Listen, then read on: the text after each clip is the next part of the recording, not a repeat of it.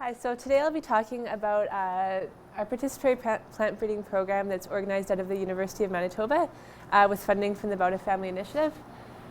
So we work on three main crops, which are oat, wheat, and potatoes. So I'm going to be first of all talking about how the oat and wheat program works, and then giving an overview of how the participatory potato breeding program works as well. So we thought that it was important to select crops specifically for organic cropping systems because of the unique needs of organic farmers in terms of having crops with increased weed competition and also that are able to take up nutrients from the soil in a different system than the conventional system. We've done some research on selecting crops under both organic and conventional crop production, and we found that it is beneficial to directly select crops in organic farming systems when the aim is for organic farms. So taking this one step further, we've had an organic breeding program for wheat and oats in conjunction with Agriculture Canada for about the last 12 years. So we wanted to expand this to include on-farm selections. We thought if we're actually selecting on-farm with farmers, perhaps we'd be making better selection gains than having just the researchers involved. Farmers can be involved in a breeding program in a couple of different ways. One would be to take the later generation lines and make selections out of those to decide what should we move forward in the breeding program. The other way would be just to participate in the actual selection of the crops on farm with the earlier generations. So that's what we're doing, is we're having farmers participate earlier on in the breeding program to actually make those selections on farm. So this program started in 2011 with wheat. This is a photo here of one of the farmers that's been involved in the breeding program since the beginning, standing beside the wheat population that he's selected at our research farm in southern Manitoba.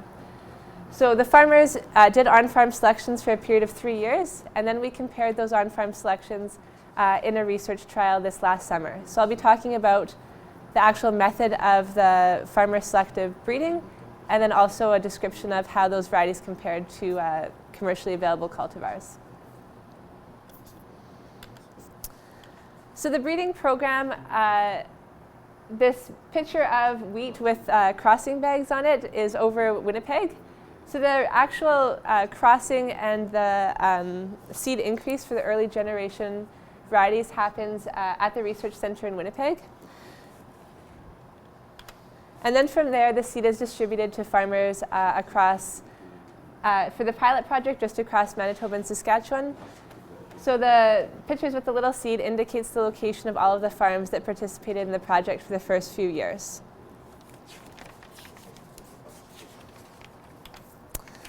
So the farmers are provided with 3 early generation wheat populations. The farmers decide which populations they want to grow based on the parental varieties and the known characteristics of those parents. So we give them enough seeds so that they can each plant a 20-meter squared plot of each variety. And the farmers generally either seed with a push garden seeder by hand, and some farmers have modified a smaller seeder to work to plant these smaller quantities. This is a picture of a farmer in Swift Current that's been involved in the breeding program. And what he does is when he's seeding his regular wheat field, he'll leave a space. He'll go over that area of the field where he wants to plant the populations with his seeder with no seed in it, just to make furrows. And then he'll go along and use his garden seeder to seed into those furrows so that he has nice straight rows with the same row spacing as his typical wheat crop. So this is a picture of one of the farmers in southern Saskatchewan that's participated. So we always recommend that people grow their populations under the same conditions that they'd grow their typical crop. So you can see his wheat population is just the wheat that's a little bit shorter. So it's growing right within his regular wheat field, which ensures that the soil fertility is the same, the weed competition is the same. And if he's doing anything like in-crop harrowing, the population as well as his regular field is getting that same treatment. The farmers can do selections in a variety of ways. Throughout the growing season, they can go into the crops and make negative selections. So actually pulling out plants that might have rust on them, plants that might be too tall or too short, plants that are lodging. And then at the end of the year, go in and select the spikes or the panicles that look the best to them. So each farmer has different characteristics that they're looking for in a variety. most people are looking for crops with obviously good yield, good disease resistance, and good milling or baking characteristics. So some farmers have actually just done negative selection, so they'll pull out the plants they don't like and then bulk harvest the rest. And a lot of farmers use a combination of both. So pulling out the ones that they don't like, and at the end of the year going in and making, selecting the spikes or the panicles that they do like. So at the end of the growing season, the farmers put their selected spikes and panicles back into cloth bags, and then they send them back to me at the university where they're threshed and cleaned. So some of the farmers actually do the threshing and cleaning themselves, but it's a lot easier for me to do them on farm where I have the small equipment where I can just easily throw them through. So this occurs over a period of 3 years where the farmers make their selections, send the seed back to me, and then in the spring I'll send it back to them for another year of selection. So one of the questions that we had with this project is we wanted to know how the farmer selections actually compare to the commercial truck cultivars. So the reason why farmers are participating in this project is because they wanted to select wheat or oats that are really well suited to the growing conditions on their farms. So we wanted to know if the cultivars that are commercially available to them perform better than their selections or vice versa. So we looked at a whole bunch of different characteristics this last year. For this last year of the project, I had 23 farmer-selected populations that I compared in a replicated trial to 7 Czech cultivars.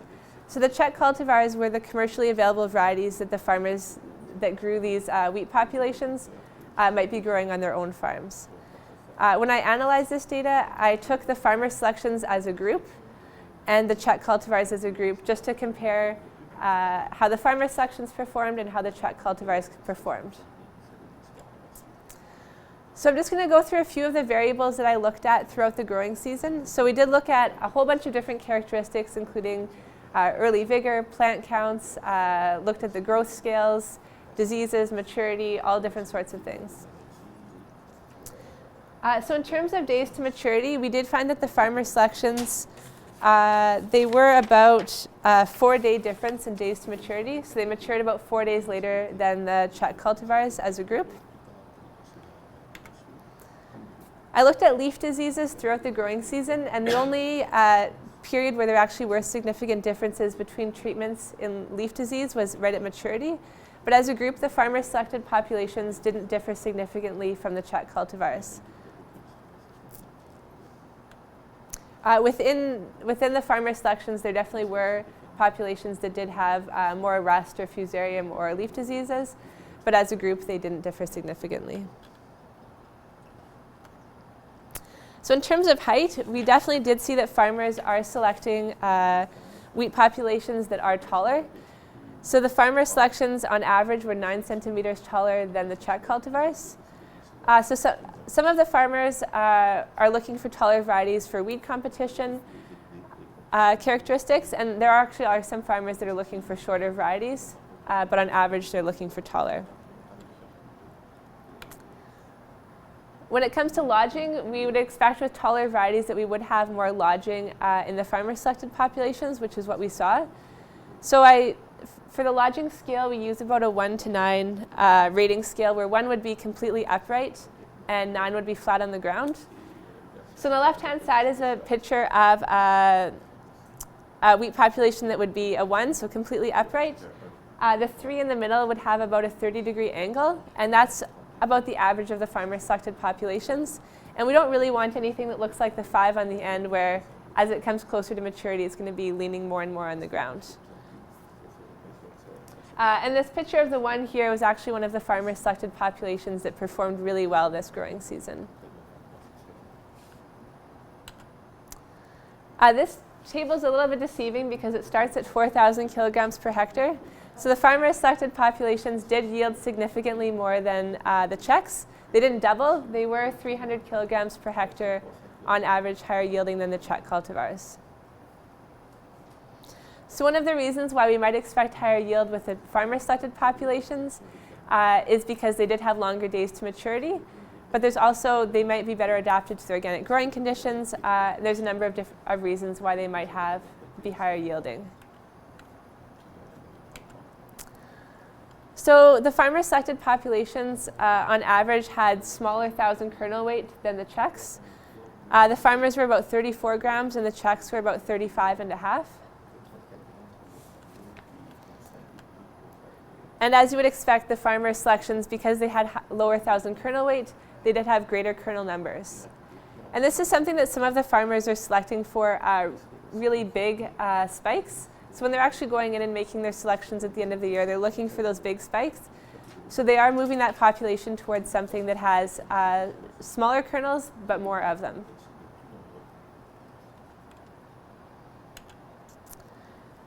So on average, comparing the farmer selections and the Czechs, the farmer selections, I didn't mention this in the graphs, but they did have better early season vigor overall. So I looked at the actual growth, how fast they popped out of the ground, how they responded to harrowing in the spring, how fast they covered the ground. And the farmer selections as a group were more vigorous, which is something that could be quite important to organic farmers for weed competition. They had later maturity, they were taller, had increased lodging, and increased yield. So this is just a list of some of the characteristics that the farmers have indicated that they're selecting for when making their selections. So we don't try to leave all of the characteristics that farmers are selecting for up to the farmers. So whatever they're interested in, they can make the selections as they see fit. So things like height. Some farmers are looking for taller, some are looking for shorter. Everyone's looking for strong straw. A lot of farmers have indicated they're looking for larger leaves, which I definitely saw in the trial this summer. Some of the farmer populations had huge flag leaves, probably about double the size of the Czech cultivars, which was really interesting. Disease resistance, good tillering. Some farmers are looking for these populations to be able to grow well with an intercrop. So there's one farmer in Manitoba that's growing his wheat populations with red clover. So if he's always growing his wheat with red clover, he's also planting red clover with his farmer populations so that he can find something really well adapted to growing with red clover. There's another farmer closer to Edmonton that's growing his wheat with flax. So in a typical year, he always grows wheat and flax together. So he's doing the same thing with these populations. So competitive ability, spike appearance, maturity, yield, and seed size are also things that are really important to the farmers. So I should mention something like quality, so bread making quality, the protein is also very important. And I will be looking at the quality characteristics of these wheat populations throughout this winter to see how the bread making quality and the protein compares to Czech cultivars. So we also thought it was interesting to know how the farmer selections actually shape a population. So there were probably about 5 or 6 populations that were given to 2 different farmers. So we had the same population being selected by 2 different people over a period of 3 years. This is an example of how 2 different farmers selecting within the same population really changes the days to maturity. So there was a 5-day difference after 3 years in days to maturity for this population. So we really see how the actual farmer and the environment that they're selecting in makes a difference. So the farmer on the blue bar on the left, they're selecting an environment that has near Brandon, Manitoba, where the frost-free period is 10 days shorter than where the farmer on the right is selecting. So that person's wheat has to mature in a shorter period of time, and therefore his population really moved to be a faster maturing variety than the farmer that has a longer growing period. So something like having longer days to maturity could be quite concerning to people that are looking at this data, but this is really showing how a farmer can really easily shape that population to have shorter days to maturity. And one of the ways to do this would be closer to the time of maturity, when there's still some wheat that's more mature, some that's less mature. You could go into that population, take scissors and just cut off all the green spikes, and then wait for the whole population to mature, and then make your selections from the earlier maturing wheat.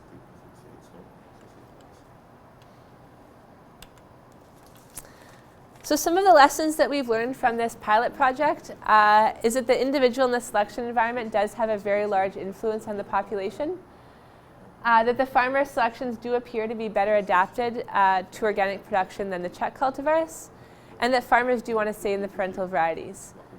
So most of the parental varieties that we are using are either registered cultivars or they're their lines that are in the registration test for breeding. So the farmers can actually look at that data on the cultivars and say, you know, these are characteristics that are really important to me on my farm. I'd like to see these two parents crossed, or at least have one of these parents in a cross. So we're trying to accommodate that with the breeding program now.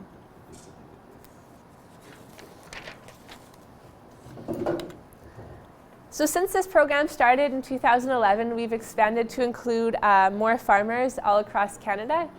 So some of these pins are doubled up, so it's kind of deceiving, but we do have 45 farmers participating across Canada, growing about 150 different populations for both wheat and oats. So there's farmers stretching from BC to Prince Edward Island and New Brunswick. And each of these farmers has different needs in terms of the environment that they're growing in, and we do try to match up populations to their growing conditions and their farming system.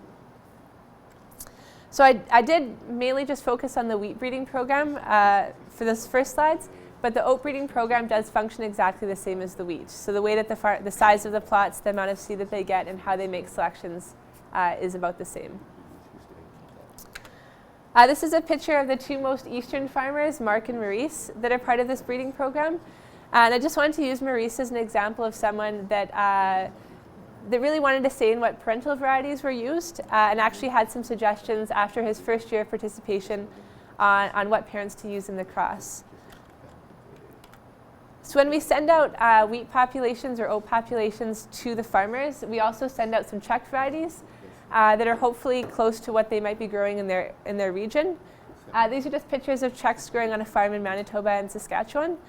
So with those check varieties, the farmers can use them to compare the maturity of their population, or also look at disease resistance, because these checks will have different characteristics for how resistant or susceptible they are to diseases.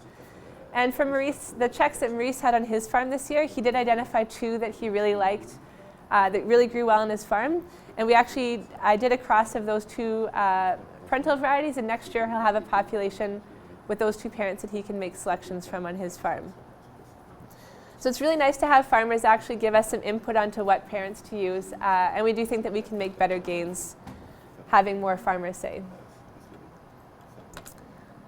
So this is just a brief description of the model that we actually use for the participatory breeding program. So farmers do have selection on a say in the parents that we use, as well as the researchers. The crossing of the parental lines and the increase of seed takes place at the research station. Then the farmers do receive the seed for 3 years of on-farm selection. After those 3 years of selection, I'll take those populations back and evaluate them in a common nursery. At that point, the farmers can continue selection on farm, increase seed, and develop markets if they have markets for those populations. If we do see something really exciting in one of our on-farm trials, there's a potential for us to either make a selection for a spike or a panicle, and increase those to actually come up with a registered variety. Right now with the oat populations, we do have some F9s, 9th generation oats, that will be in yield trials next year that the farmers participated in selection on. So we are sort of doing both streams with this program.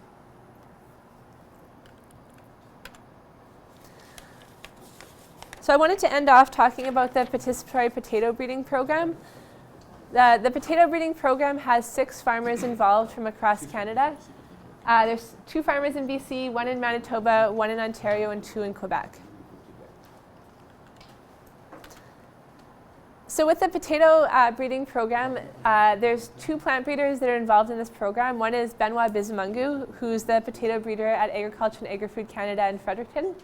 So he's been involved sending out the first potato populations to farmers. And Dwayne Falk, who gave a presentation on potatoes yesterday, is also going to be involved giving potato populations to farmers. So how this program has worked so far is Benoit makes his initial potato cross at Agriculture Canada. He plants the resulting seed in the greenhouse, harvests those mini tubers, and then has distributed the mini tubers to farmers. So each farmer receives 500 tubers per population. The farmers that have been part of this project choose which population they want based on the characteristics of the parents, because they're mostly known varieties, and also on the skin and flesh color of the potatoes. So this is a picture of the first year of selection at a potato farm in BC. With the flowering potatoes on the left and the green solid potatoes on the right, those are two of their regular varieties that they'd be growing. And in the middle rows is their potato, the population for the potato program. So they planted about 500 mini tubers here, and you can see that there are some really nice, vigorous looking plants, and then some gaps where either the potatoes didn't come up or they were really poor looking plants. So they can be, in this first year of selection, they're obviously going to be discarding all of those plants that just weren't very vigorous or weren't suited to their growing conditions. And from those 500 hills, they'll be selecting approximately 50 to move on to the next generation. So in that first year of selection, they'll harvest all the hills that actually looked good during the growing season. They'll select approximately 50 of those hills to move forward to the next generation. So they'll look at things like the shape of the tubers, the color of the skin, if they have scab, and then keep one tuber per selected hill for planting the next year.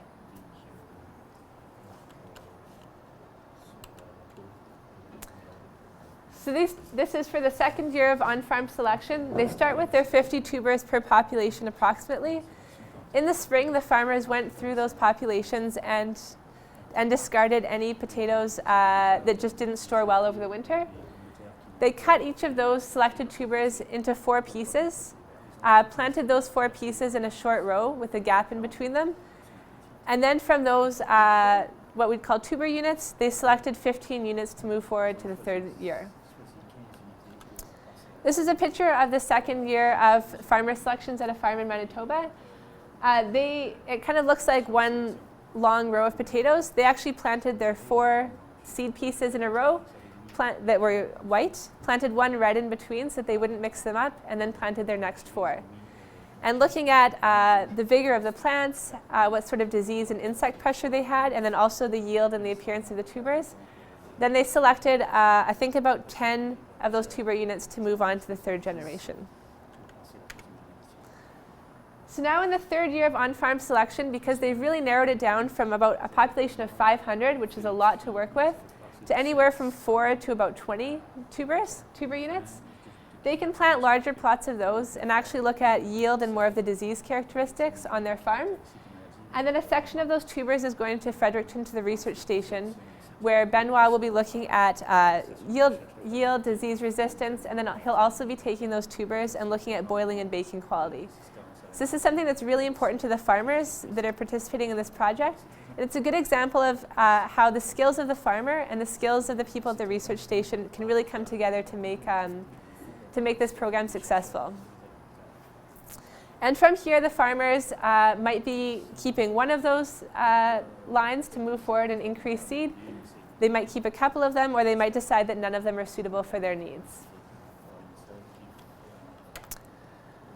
So just to summarize, from this participatory breeding program so far, one of the things that we've really noticed is that some farmers aren't confident in their ability to make selections. This is something that I think some of the people participating think that breeding is this something that you need a PhD to do to make selections in the field, or something that really takes a lot of skills. But really, anyone that's used to growing these crops, they know what they like in a crop, and they can make selections for what performs well on their farm. And what we have seen is that the farmer selections can be just as good or even better than what the breeders are selecting. It's really beneficial to have farmers participate in parental line selection. And we have seen that the farmers that are dissatisfied with the varieties that are currently available to them, they'll really put the most effort into improving their populations, because having something that's good is really important for the success of their practice.